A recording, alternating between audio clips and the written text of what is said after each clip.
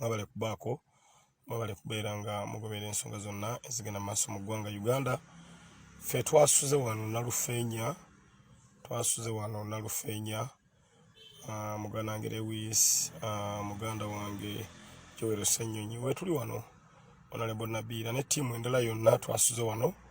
okulaba nga tubeerawo nti basajja bano bayaaye badde basobola okukola olukwesikwesi ne bajjawo pulezidenti wa Uganda addako ne bamutwala mu kifo ekitategeerekeka ate nga tali mu mbeera nnungi. So ne tusalawo tusulewo era bwe tuli wano twabagambye ne bagiyita ttiimu no sleep olw'embeera eyatuusiddwa ku mukama waffe pulezidenti wa Uganda addako gwe bayita Robert Kyagulanyi Ssentamu. So we tuli wano mu mbeera yonna okulaba nga tuyimirira naye, okulaba nga tetuzikiza, okulaba nga buli nsonga yonna tugibategeeza egenda mu maaso. Deployment ekedde wano y'amaanyi nnyo. Every deployment y'amaanyi nnyo. Deployment y'amaanyi nnyo. Tetumanyi kigendererwa ky'abasajja bano, tetumanyi kiki baagala kukola, naye nga deployment yo y'amaanyi nnyo. Enguudo ezimu wano ezijja wano ku Nalufeenya ezimu ziggaddwa, naye ffe weetuli tetujja kuzikiza. Bannamawulire ba NTV nabo twasuzeewo nabo era we bali wano okwongera okulaba nga embeera yonna tugibaweereza. So amawulire ge galiwo ge gakedde, twagala okumanya pulezidenti waffe mbeera ki mwe yasuze. Tugezezaako wano okwogera n'omusirikale atubuulire, n'agaana otubuulira. Kati tulinda mukama waabwe gwe bagambye nti ajja tusobole okubeera nga batukkiriza twakiseesinge mukama waffe Robert Kyagulanyi Ssentamu, tusobole okulaba mbeera ki gy'alimu mu ngeri emu oba endala, because jjukira bamufumisa ekiso tannafuna any medical assistance. N'olwekyo embeera si ya ssanyu, mbeera ya bunkenke, mbeera ya nnaku. Nabage Mr. Update gy'okuva lwe nasimbudde waka bwenti bwendi era bwenji okuba sinza kusula waka nga Kyagulanyi Robert Ssentamu ali mu kkomera. That's why nasazeewo ne ttiimu bonna nga bwe tuli wano bajjowero Honorable Nabiira, baganda baffe Badani Magiki n'abalala bangi nnyo. Twasuzeewo tugati tujja kuvaawo paka mukama waffe Robert Kyagulanyi Ssentamu nga bamutadde unconditionally asobole okugenda okubeera ng'afuna medical treatment. Leero singa tebamutaataganyiza tulina okubalaala egaggadde e Masaka. Singa tebamutaataganyiza ne bamutaataganyiza ne bamukwata watali musango, ate ne batakoma mu mukwata waliwo enkwata, naye enkwata embi, enkwata ey'okutulugunya, enkwata ey'okkuba, enkwata ey'okulinnyalinnya. It wasn't a normal arrest, it was a brutality arrest. Kwa buntu lwaki omufumita ekiso yakoze eki? So we tuli wano ffe tukedde bukezi, we want our president out unconditionally, era we tuli wano ewatali kuzikiza, ewatali kuvaawo mu mbeera yonna. Nebaza bakomuledizi bwe twasuze wano, komuledi Joel Ssenyonyi omwogezi wa kibiina mulwadde naye bambi yasuzeewo era ajja kujja babuuzaako. Nebaza Honorable Nabiira gwe twasuze naye wano, naye waali nnyo, yaleesa ambulance y'ennamba mwe yasuze era naye waali. Nebaza muganda waffe Nubian Lee, naye waali wano era bwe twasuze naye wano nga tutudde twagala tusobola kwebaka. Abaana basajja bayaaye basobola okuddira ne bamugjawo ne bamutwala mu kifo ekitatategeerekeka nga tetumanyi ate nga mulwadde. Tugaka tubeerewo ffenna amaaso nga tugakanudde, motoka efuluma naffe nga tujekkaanya, kwegamba okwongera okulanga tuwa mukama waffe security because tasobola kubeera mu kkomera ffe nga tuli waka twebase. Ekyo Ssegirinya nakiganye, mbabuulira mazima ekyo nakiganye. Ssegirinya otulo nga tetusobola kujja. Olaba n'abali ebweru w'eggwanga balemeddwa okwebaka, basuze batudde, naye ate nze Ssegirinya ali ewaka. Nebakanga nebaka ki? So update eriwo every deployment wano, every deployment y'amaanyi ennyo. Tetumanyi kye bazzaako. Abasirikale tubagamba tukkirize kale tugende tumugambe nti good morning Kyagulanyi nakyo bakitulemesezza omwogezi w'ekibiina Joel Ssennyonyi agezezzaako okubaako n'omusirikale wano omugwayogera naye netukkirize tugende kale tumubuuzeeko obubuuza omusirikale agambye kimu order from above netumuuza tubuulire above kwe tulina okontakitinga yaani tamwogera agamba bugambi order from above bambi aba NTV baasuze wano NTV thank you so much NTV thank you so much omuntu eyasuze wano aba munno Nalufenya wano wali kye bayita ensiri eziringa tabu kyovula ndoza bayita nalufenya bwe bakuleetawo oloza ku brutality oloza ku kye bayita akaduukulu ffe twasuze bweru naye ensiri zasuze zituluma naye nga tugamba nti struggle gye tulina okubeera nga tuyitamu naye nga nalufenya wano ofuna oloza ku kye bayita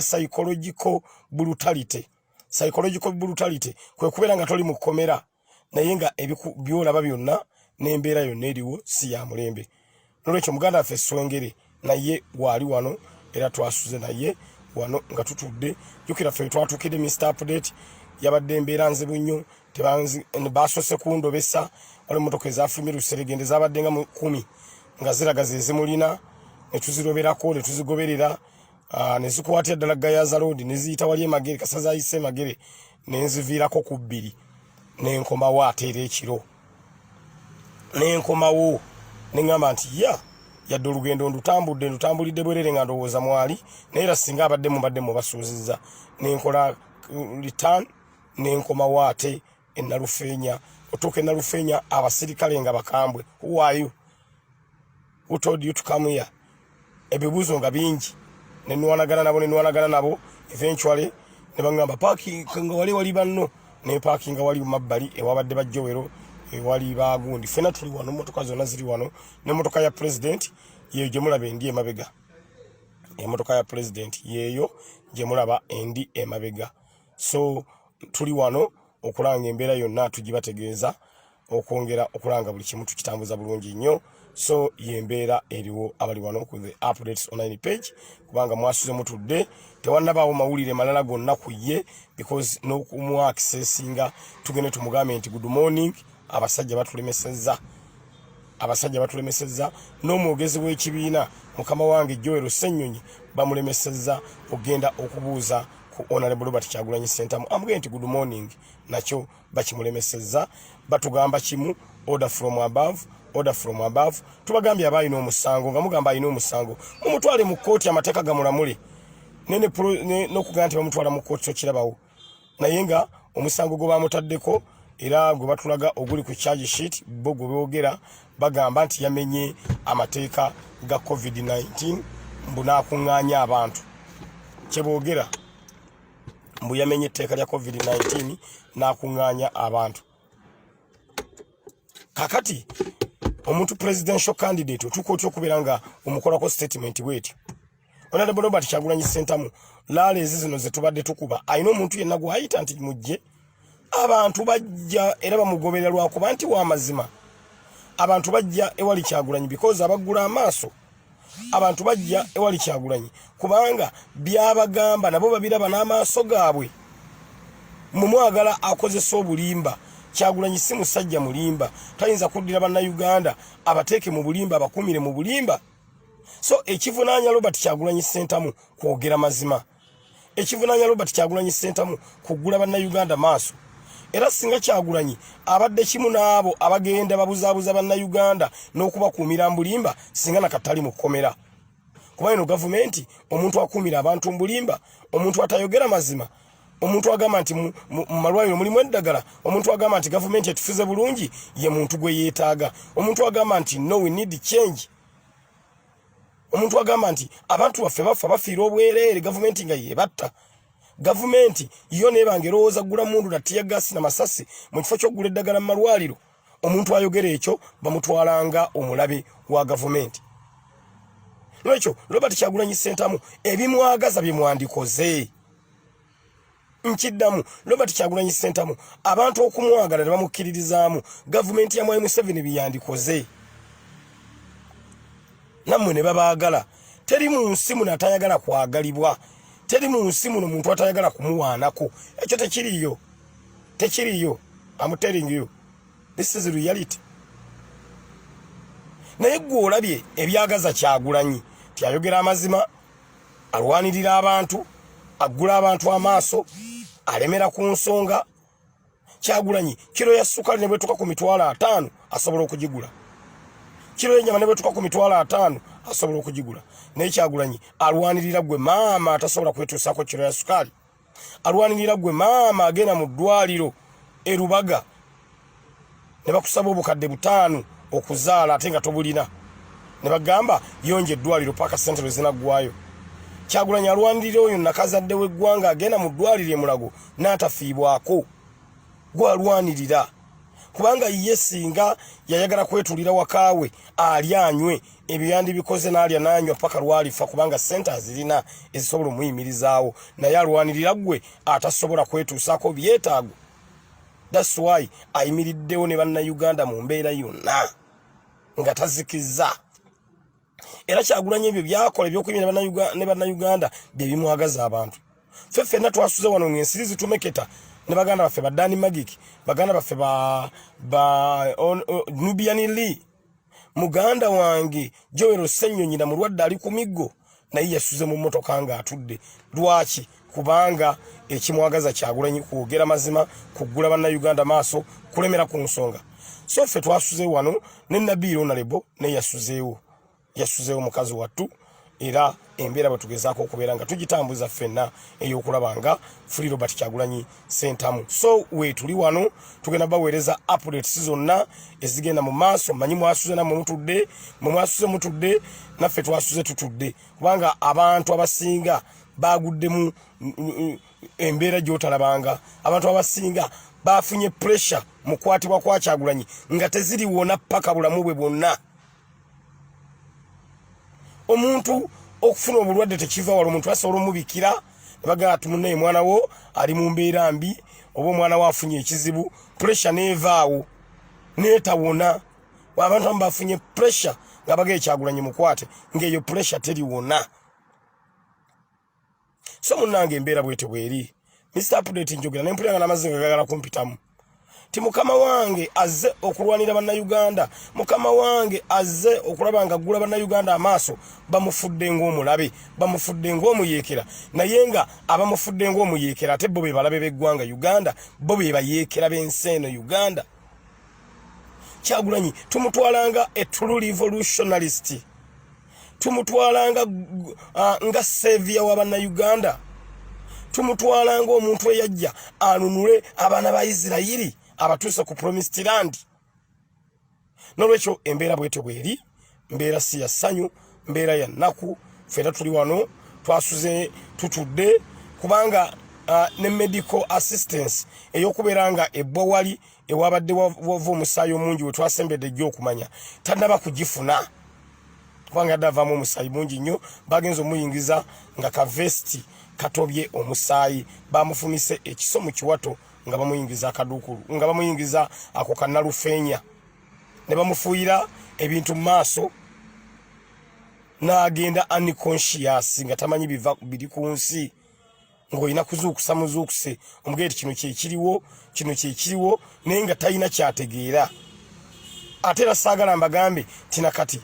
tumanyi kyaliko munda mwali confirmed naye tetumanyi kubanga batya n'okumutulaga. Amawulire ge tufuna lwaki batya okumutulaga nti embeera gy'alimu tujja kugamba bannayuganda nti omusajja taasulewo taakeese. Kati bamututiisa omulaba bakyagezaako mbu okulaba nga balwana abe nga atereratereramu then mbu bamutulage. Tebakkiriza muntu yenna amulaba. Lwaki? Because bamanyi embeera gy'alimu si ya mulembe. Ate batya omutwala mu ddwaliro, ate batya kwegamba njovu gye baawambye tebalina bye basobola mussa mu ddwaliro. Batyayo ti abasawo bajja tugamba naye omuntu wamwali bubi, batya wonna ti okumujja wano weetuli. Naffe tubanywezezza entegetege n'amagulu. Kati ye embeera gye balimu era ono bamwekwatidde, mbabuulira mazima, bamwekwatidde. Kati munnange abasirikale bano obutaswala ekiro ku ssaawa 7 nga bagenda ewange bakonkona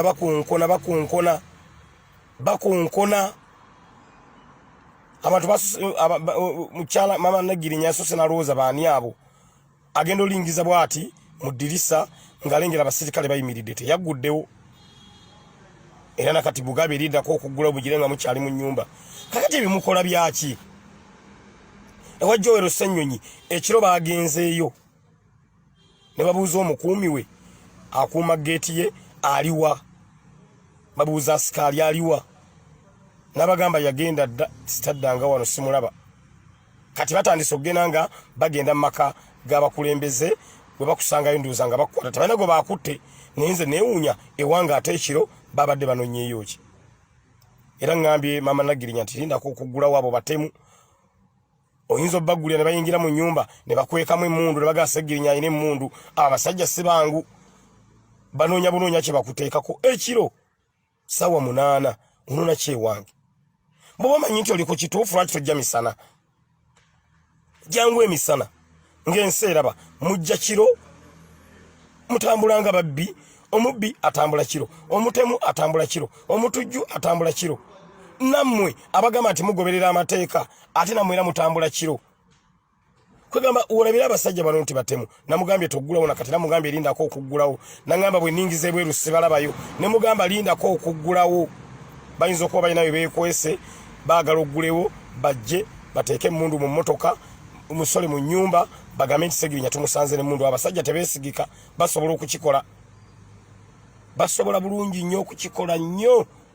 aba basajja banoonya batuteekako bisango ki batukwate batujje mu saturation that is their intention because tubasinziza amaanyi g'abantu abantu balengera batwagadde ate bo tebalina kye bagamba ggwanga n'ekye baakoze nga bagenda ewange ekiro ssaawa 8 mu maka gooli onoonyaayo ki jangu emisana ng'ensi eraba ng'abantu bonna bakulaba naye olw'okuba omanyi nti naawe byokola bya kiyaayi olw'okuba nti naawe okimanyi byokola bimenya mateeka ojja kiro matumbi budde okonkonye mugambye toggulawo natandika okumpoleza ate sikyabalaba weebweru baavuddewo konze toggulawo lindako aba basajja si bangu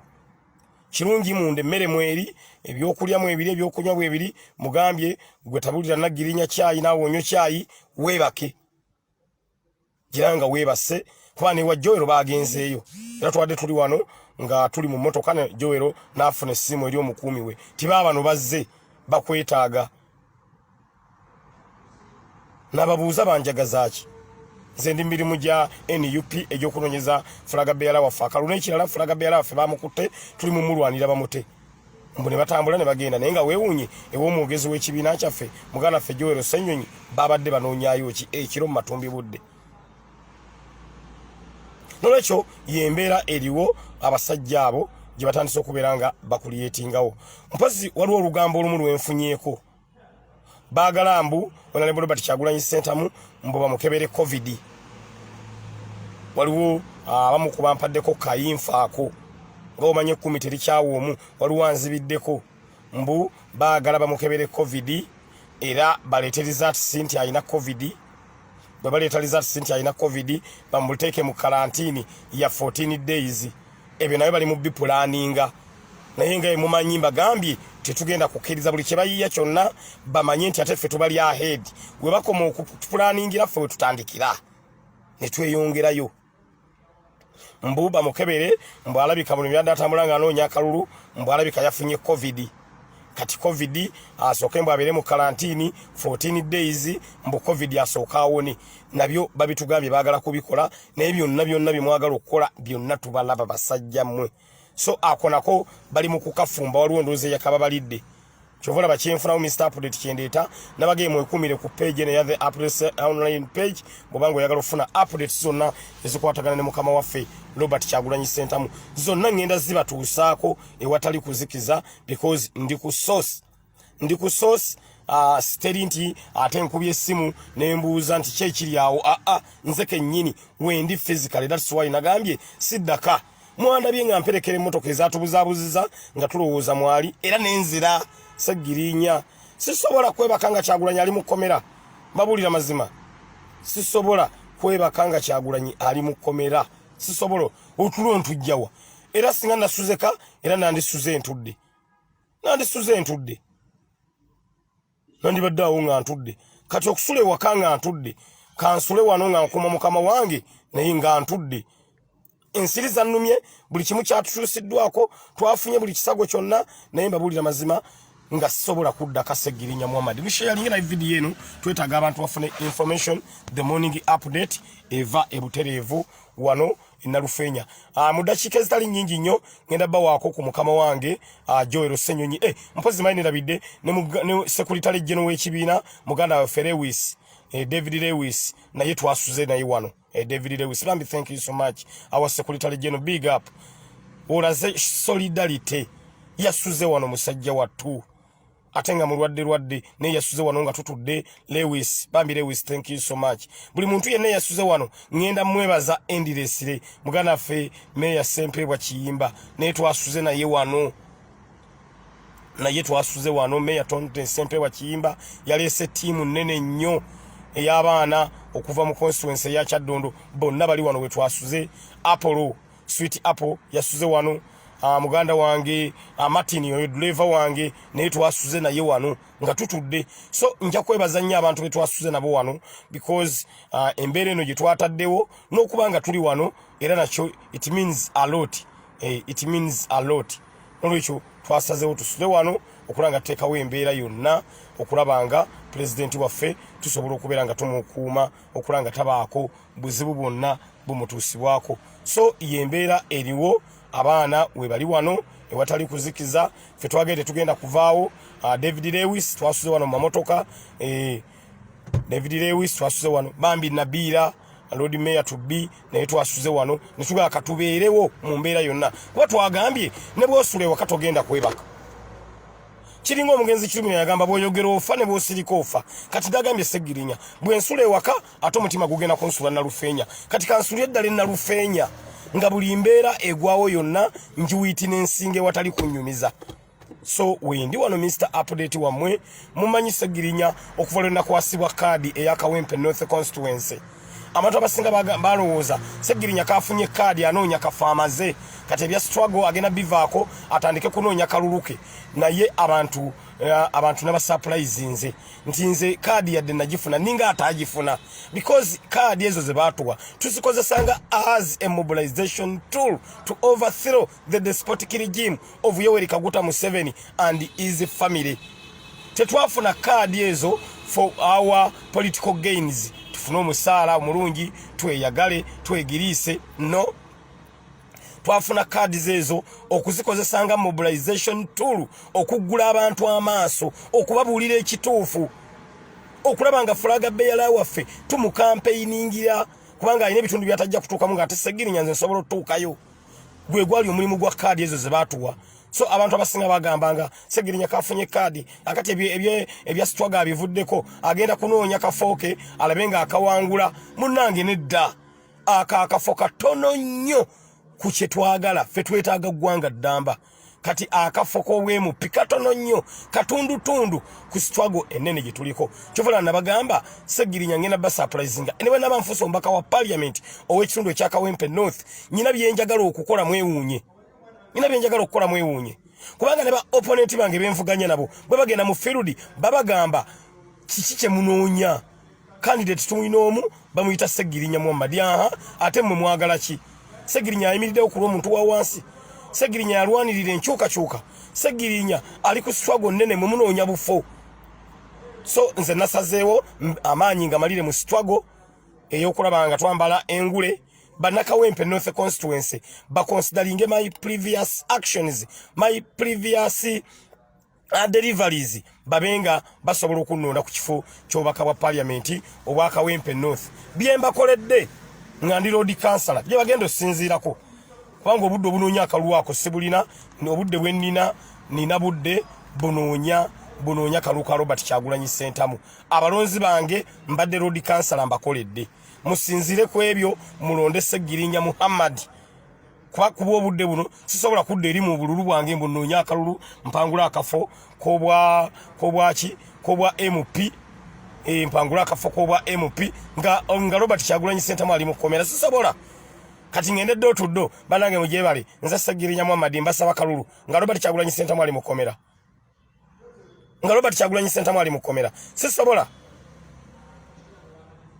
sisobola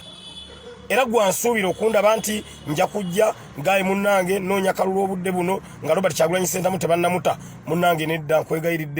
nkwegayiridde mala kulwanirira mukama wange Robert Kyagulanyi Ssentamu n'afuluma akaduukulu bw'afuluma akaduukulu najjanjabibwa bulungi n'atereera ne tutandika campaign ddala kabisibisi ziri zennyini awo nga nange nsooka nzirayo ku ddo tuddo yange era nga bwe mbadde njikola emabega kaawo naye kati obudde buno nedda lwekyo bannakawempe north mbasaba mukonsidalinge my previous activities mulonde Ssegirinya Muhammad ku bubaka bwa parliament obwakawempe north constituency kyembasaba baganda bange nze njagala mbabuulira amazima nti struggle gye tuliko nnene nnyo struggle gye tuliko yakwolabanga tujjawo musajja Museveni tuleete Honorable Robert Kyagulanyi Ssentamu omusajja agenda okubeera nga atuusa Uganda mu nsi ensuubize nebaza muganda wange Swengere naye tava ku kido era naye waali wano Swengere muganda wange waali Swengere naye waali nnyo kubanga jjukira tuli mu jurisdiction za Swengere waali nnyo era tazikizza agamba nti enough is enough nolwekyo ku nsula gye mwasuzeemu obubi nange era Ssegirinya saasuze bulungi nga nyina okukeera mbawe update ekwatagana ne mukama waffe Robert Kyagulanyi Ssentamu tannaba kubeera mu mbeera nnungi tannaba kuyimbulwa ekyasinze okunnuma abasirikale baagala mbubbo be baba muwe mmere twabagee nti kale mutukkirize tumuwe kamere olwokuba bamanyi nti tali mu good condition baatuganye okutukkiriza okumuwa emmere ate nga tetuyinza mukkiriza ali emmere y'abasajja abo kubanga eyakusibye atakwagala atakuwa ekyokulya can you imagine muntu akusiba ayagala ofe atakugamba akamere kaakano baatugeffe katumuwe koffe tetwagala temumuwa obanjala emulume analyanga afulumye tetuyinza bakkiriza mumuwa obutwa mbabuulira mazima oyo ke kabiriiti kokka k'eggwanga Uganda ke tulina nkiddamu Kyagulanyi Robert Ssentamu ke kabiriiti kokka k'eggwanga Uganda ke tulina akayimiridde ku mazima g'ensi eno that's why alwanyisibwa mu mbeera yonna novunaana omuntu nti lwaki abantu bakwagala onzovunaana omuntu nti lwaki abantu bakwagala because bye bivunanya Kyagulanyi lwaki abantu wolaga bakwagala lwaki oyagala nnyo abantu lwaki ogula abantu amaaso lwaki abantu obatereddewo embeera egamba nti change erina okujja kubanga abantu bamaze ebbanga ddene nnyo emyaka 30 nga badimandinga change naye nga abakulembera mu change gwe batalaba baba bali awo Katonda ono atali yanguzi n'atusindikira omwana gwe bayita Robert Kyagulanyi Ssentamu bwajja n'abanga ye champion wa change nga yatukulembedde newankubadde nga bannayuganda be badimandinga change but muyina okubaako n'abakulembedde mu lutabaalo olwo olw'okudimandinga change so atukulembedde oba sikya edinze mu kulwanirira change is none other than Robert Kyagulanyi Ssentamu fenna yatukulembedde nenga bannayuganda emiliyoni 35 zidimandinga change zigamba we need change now era ezo miliyoni ezidimandinga change bwe zironda Robert Kyagulanyi Ssentamu mbabuulira mazima kabaka weddemu ate era nga kagenda kugwamu because this revolution is inevitable kubanga ebigifula inevitable bili self explanatory abantu banyigiriziddwa kisuse jo basse abantu abawera 20 buli lwawulira gavumenti ng'egamba bafudde bali 10 yongera kabalala 10 jo basse 20 abamajenga bajja ku bantu abayimiridde abagamba we need change now abayina emikono emyerere abawanise emikono mu bbanga okuba oti omuntu essasa awanise omukono mu bbanga mbabuli amazima nawe babayeekeranga bakambwe batya bwe balaba omuntu awanise emikono mu bbanga tebamukuba masasi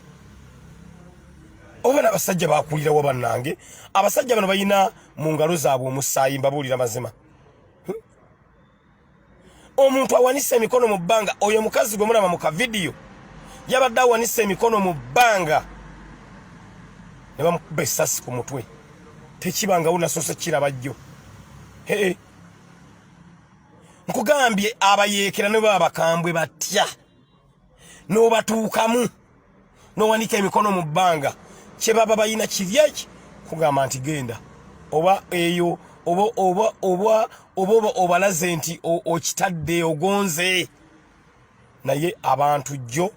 nga bawanise emikono mu bbanga bagamba we need change nga tebalaga mu ngalo zaabwe temulimu yadde akambe yadde ejjinja ekiwanisa omuntu emikono mu bbanga kwe kulaga nti ndi ku mazima naye mu ngalo zange temuli kirimu kyekitegeeza okuwanika emikono mu bbanga ng'omuntu akuyitako n'awanika emikono mu bbanga agamba amazima go ngaliko naye engalo zange temuli kirimu ate kitegeeza gwe nkulabye olina omugemera wala oyagala kubaako kyonkolako naye gwe oyagala okubaako kyokolako munnange takulinaako tabbu wabula ali ku mazima kyekitegeeza era olaba nnyo mu ntalo omuntu n'awanika emikono mu bbanga aba agamba ndi ku mazima kwennyimiridde n'obwenkanya but mu ngalo zange sina kisinga kyolina gwe ekissi gw'okirina kati nga olina kukozesa bwongo obwo nze nnyina ekissi oli awanisa emikono mu bbanga yagamba ali ku mazima naye talina kissi nkola ntya munnange bano abasajja be baleese oba babajjeewa omusajja n'akuba omukazi essasi bakubye omuwala essasi ku Lumu Street ng'asala ekkubo bano bambi abatambuza emmere yabadde agenda kubanja alina gwe yawadde emmere agenda yabanje ne bamukuba essasi pu instantly aba basajja bali mu kuba batyo basinayipa olengera enkuba gye bakuba mu kifuba na mutwe omuntu amakya tasobola kubeera nga akuba target ey'ekifuba ey'omutwe no abo basinayipa babaleese specifically kusaanyawo Kyagulanyi na kusaanyawo bannayuganda yayungudde basinayipa baŋŋambye amawulire genfuna yayungudde basinayipa 2,000 ne abeera wala bwati n'akupima n'apima omutwe n'agukuba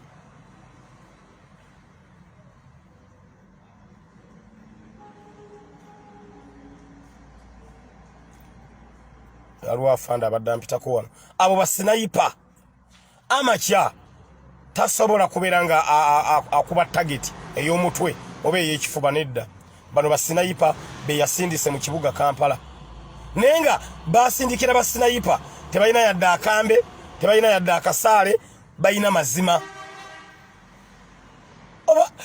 ebintu bino byembaga abaganda bange mubitegeera tebalina yadde akambe tebalina yadde akasaale balina mazima nolwekyo embeera bwetyo bweri twongere okudimandinga Free Robert Kyagulanyi Ssentamu gwali eyo yenna nkwegayiridde buli Facebook account ya buli muntu obudde buno njagala opostinge Free Robert Kyagulanyi Ssentamu buli muntu yenna abali ku live obudde buno kyokka ky'osobola okukola kwe kupostinga Free Robert Kyagulanyi Ssentamu omuntu yenna kati apostinga ekintu ekitakwatagana na Free Robert Kyagulanyi Ssentamu aba yeenoonyeza bibye tumutwalanga mu nyampi tetusobola kubeera nga tutunulira posti endala yonna nga teriiko kigambo Free Robert Kyagulanyi Ssentamu ye posti yokka kati gy'osobola okukola ne tumanya nti oli in solidarity with Robert Kyagulanyi Ssentamu so kyokka kye tubasaba muzipostinge wano ku the updates online page ate temukoma okwo muzipostinge ne ku account zammwe olina abantu 15,000 balabe what is going on mu ggwanga bayita Uganda mujjukire badde bataddewo propaganda nti bamutadde nga baagala kondesinga bantu era eyo convoy gye mwalabye gye twagoberedde nga batubuzaabuza nga bateekawo embeera bakulietingawo environment nti bamutadde ate nga bakyamusibye kati nga batuzannyira ku bwongo ebyo ebintu ebituzannyira ku bwongo muswadde era mwayagadde mutuzannyire ku bwongo muteekewo embeera egamba nti bamutadde nga ate bakyamusibye era ne tugoberera emmotoka ezo ne tubawerekera paka ku mulyango bagamba omulimba omwerekera paka ku mulyango ne tubawerekera paka ku mulyango eventually ne tukizuula nti babadde batuzannyira ku bwongo Honorable Robert Kyagulanyi Ssentamu akyali mu kkomera Nalufeenya era waali wano we tuli tetumuli wala nnyo mu kaduukulu mwali fe tupakinze wano mu lujja lwa parking olwa Nalufeenya twali tuliraanye walinge wali ka gate ne batugoba wekiro ne batugamba mweyongereyo ne tubagala tulina kyakola era ade banoonya lutalo tuyombe nabo ne tubagamba nedda ffe onde twazze kuyomba ffe tuli ku mazima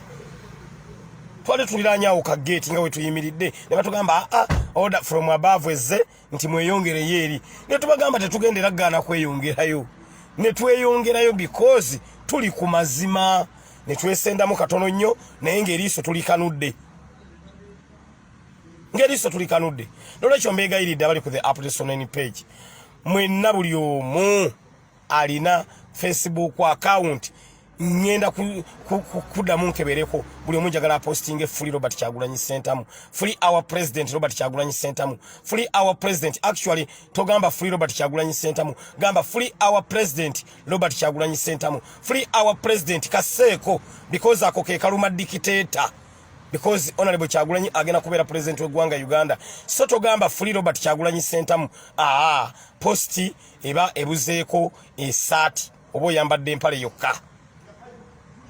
post jambaze empale ebere self contained post ogambe free our president Robert Kyagulanyi Center free our president Robert Kyagulanyi Center free our president Robert Kyagulanyi Center mbegayiridde mukagatte kaako ke kaluma dictator ke kamuluma alengera entebe emugendako agenda okubeera head of state agenda kubeera Robert Kyagulanyi Center ekyo tumanyi mu M7 kye kikuluma naye mbabuulira mazima mu luzungu bagamba you can't stop an idea whose time has come tosobola kuyimiriza revolution tosobola kuyimiriza ndowooza ng'ekiseera kyayo kituuse this is the time to change the government and we get a new government of NUP under the leadership of Honorable Robert Kyagulanyi Center. Babulira mazima tosobola nolwekyo ekiruma mwami Museveni alengera gwe badde bayita president mu myezi gino ebiri egibulayo tetugenda kuddamu kimuyita Robert Kyagulanyi Center agenda kubeera nga yakiitwa nga mwami Museveni tumuyita former president of the Republic of Uganda kati akagamba ako former kagenda okuyingirira katya munange nedda ebintu bwebityo bwe biba buli kintu kibaako entandikwa n'enkomerero Kyagulanyi Robert Center ekyokubeera nga agenda kubeera president w'eggwanga Uganda takifunye ono a silver platter akirwaniridde akikoleredde abaddewo ku lw'Abannayuganda abayiriddewo omubiri Bannayuganda kye balina bw'obayiirawo omubiri tebasobola kudisappointinga Bannayuganda banyiiga nnyo omuntu abadisappointinze Honorable Robert Kyagulanyi Center from day one tadisappointing ako Bannayuganda that's why olwokuba tabadisappointing agako basazeewo bayimirire naye no matter what ne mu kaseera kana akazibu era bayimiridde naye bagamba ekijja kijje we want Honorable Kyagulanyi the next president of the Republic of Uganda to be free nolwekyo post njagala free Honorable Robert Kyagulanyi Center free our president Robert Kyagulanyi Center free our president Robert Kyagulanyi Center free our president Robert Kyagulanyi Center free our president Robert Kyagulanyi Center ye post yokka njagala okulaba eriko free our president Robert Kyagulanyi Center mwai Museveni yako ke kamuluma akagambo president because yagenda kubeera former kati kamuluma nolwekyo kati oba kye kikuluma katukikunyiise free our president Robert Kyagulanyi Center free our president Robert Kyagulanyi Center free our president Robert Kyagulanyi Center free our president Robert Kyagulanyi Center mukiwandiike watali kuzikiza free our president Robert Kyagulanyi Center free our president Robert Kyagulanyi Center mukiwandiike ku posti za mwezi onna mukiwandiike buli wantu wonna kiwandiike ku fumbiro lyo kiwandiike ku dirisa lyo kiwandiike ku dduuka lyo kiwandiike buli kintu kyonna kiwandiike ko ku kidomola kyo kiwandiike ku suwani yo free our president Robert Kyagulanyi Center buli wamu kiwandiikewo enough is enough we want our president free mbabulira mazima this is enough is enough buli kintu kibaako entandikwa n'enkomerero mwai Museveni this is your time to retire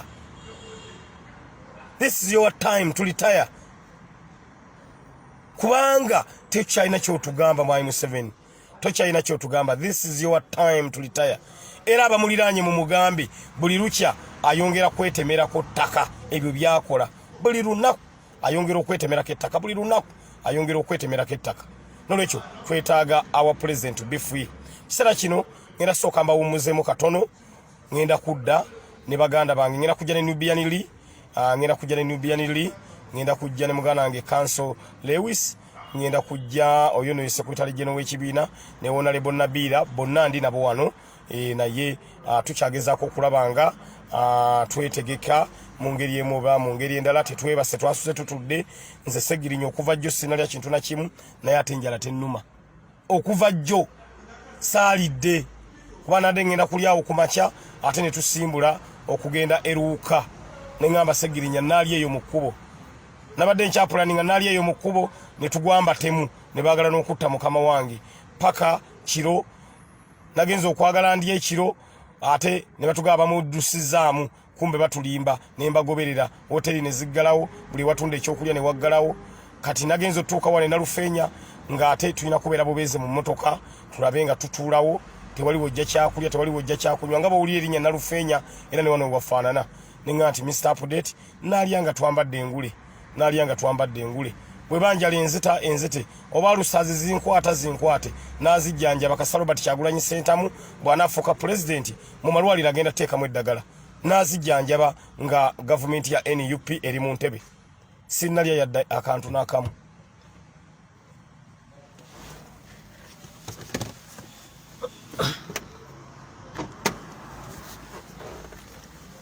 yadde akantu n'akamu tetunabakkalya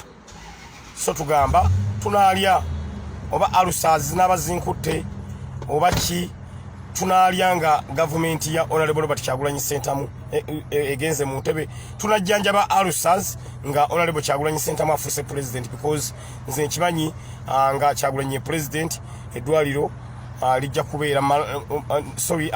amalwaliro gajja kubaamu eddagala abantu bajja kufuna embeera ennungi n'azijjanjaba nolwekyo yembeera eriwo ate munnange enjala tennuma kyekyewuunyisa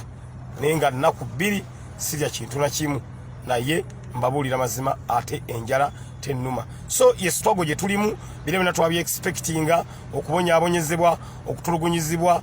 kuba Kyagulanyi Robert Ssentamu tumunoonanga Mandela wa Uganda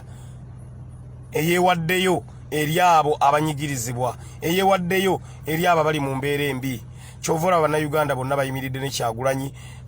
si nti bayimiridde naye mugagga nnyo si nti bayimiridde naye ti musajja ti oba